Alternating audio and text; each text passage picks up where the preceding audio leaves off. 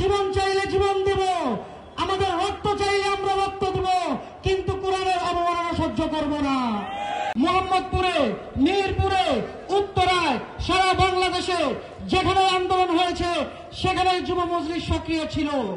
আমি যুব সমাজকে স্পষ্ট বার্তা দিতে চাই, বাংলাদেশের যেখানেই অন্যায় হবে আমাদেরকে প্রতিরোধ করতে হবে। আজকে বাংলাদেশের মধ্যে কোরআনের অবমাননা করা হয়, আমাদের হৃদয়ের মধ্যে রক্তক্ষরণ হয়।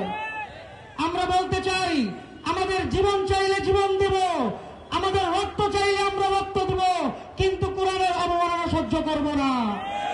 আজকে বাংলাদেশের মধ্যে কোরআনের আইন বাস্তবায়ন ব্যতীত কোন মানুষ তার ন্যায্য অধিকার পাবে না। আজকে কোরআনের অবমাননা হচ্ছে, রাসূলের অবমাননা হচ্ছে, মানুষ তার অধিকার হারাচ্ছে শুধুমাত্র খেলাফা প্রতিষ্ঠার অভাবে।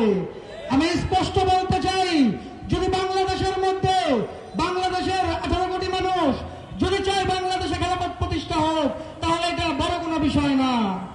আপনারা আলেমদের উপর আস্থা রাখুন, আল্লামা মামুনুল হকের উপর আস্থা রাখুন এবং খেলাফত প্রতিষ্ঠার জন্য নিজেদেরকে উৎসর্গ করুন।